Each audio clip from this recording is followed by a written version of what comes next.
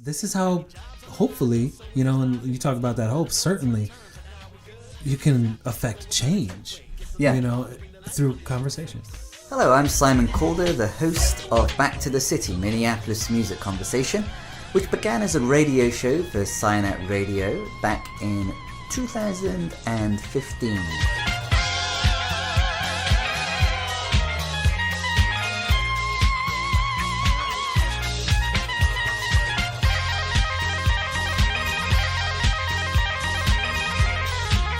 Right now, the physical home of Back to the City is Licorice Beach. We also have a home at City Pages. We put out a podcast through them every fortnight. We also put out interviews through Undercurrent Minneapolis. And as of recently, we're branching out into video too. Thank you for checking out this compilation of some of the highlights of those interviews that will be coming out through those various channels. I strive for originality in my work, and hopefully it'll be perceived that way. Pure energy. That sample was not in that song until we got to New York and I started doing pre-production on the album with Fred Marr in his apartment. That sample was put there completely by accident. It just happened to be in one of the sound sets that I loaded up that Kurt had given to me when I went out to New York. And that's how that sample ended up there. Yeah. Then, after the record was finished, because sampling was still so new, the Beastie Boys were getting sued by everybody at that point. And Warner Brothers basically just threw up their hands and said, we are not going to touch this with a 10-foot pole.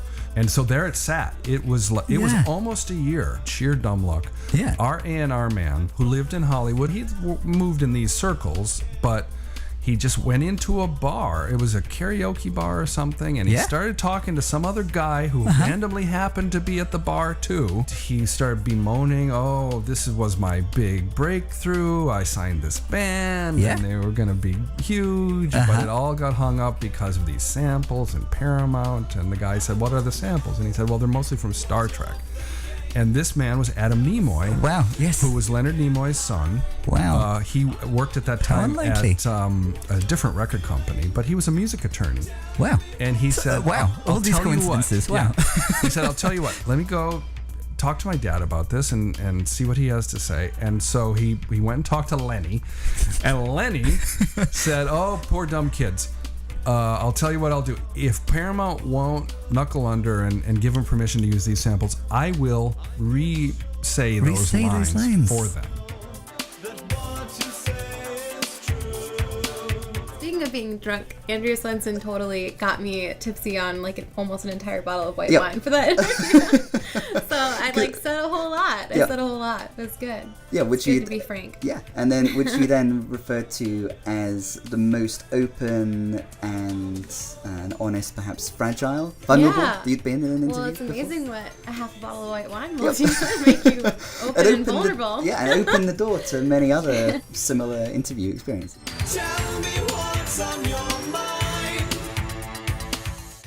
You played Triple Rock in 2003, then a decade passes. 12 years. Yeah, and then you're back at Triple Rock for D4 year passes, and then you just played. Yep. The frequency of the reunion shows is increasing. Right. Are we to make anything of that? Oh, clearly you enjoyed playing the show.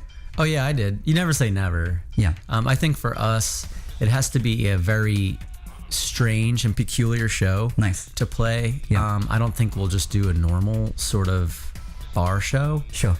And obviously, Dillinger 4, we grew up with them as a band and Atmosphere. Yep. The three of you would play together. We would play together at shows. So it was pop punk, indie rock, and then hip hop on the same bill. Yeah. There's even an Atmosphere song called Lift Apollo. Right. Yeah?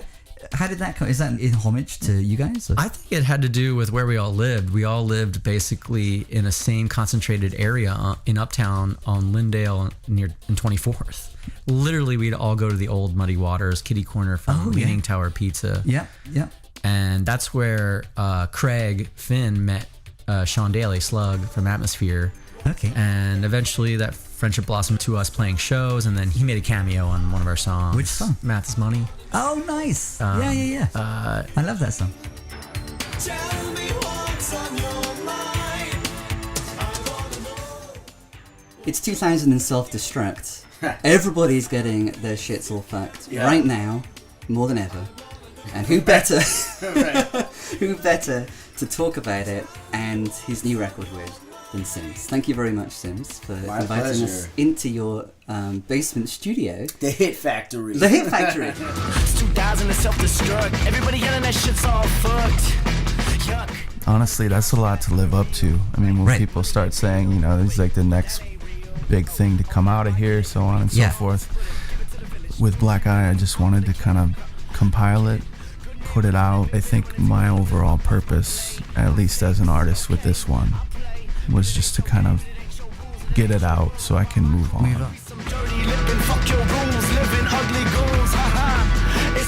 Before too long, you had the 10.0 review in Pitchfork.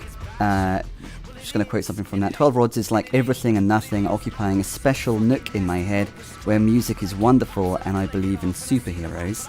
So that makes me think of Astro Gimp, which has the superhero Astro Gimp, stuck in a rocket chair, I'm paralyzed, I'm a boy in a bubble, sterilized, which makes me think in turn of C. Kostra. I'm kind of like this alienated voice, but I'm speaking very humanistically with an intent to make more of a connection. So there's everything from David Lynch to Descartes, via Kafka, Flash Paper, Bad Flying Bird, Huck Finn. The manner in which we're invited to picture Sims on the new record, does that differ, and if so, how so, from the manner in which we've previously been invited to picture Sims? Man, that's an awesome series of questions. Monologue. Bollocks. As with all metaphors, I think, you know, this specific metaphor of the flood, it can bring us closer to the truth in some ways, as it does, I think, in the City Council song. All metaphors can also shield us from aspects of reality too. And I think that's what you're dealing with in Truth Song, right near the end. How can you try to tell the truth when you can't even name what's standing in front of us? At the end, that sort of section is, I guess, about like how do you perceive these events and how do you choose to talk about them or ignore them? Because I think there's a lot, you know, I have a lot of relationships with people that, you know, there are just unsaid things and, you know, you don't really address like something that you should talk about. Some things you can't hide. I wanna know what you're feeling. Tell me what's on your mind.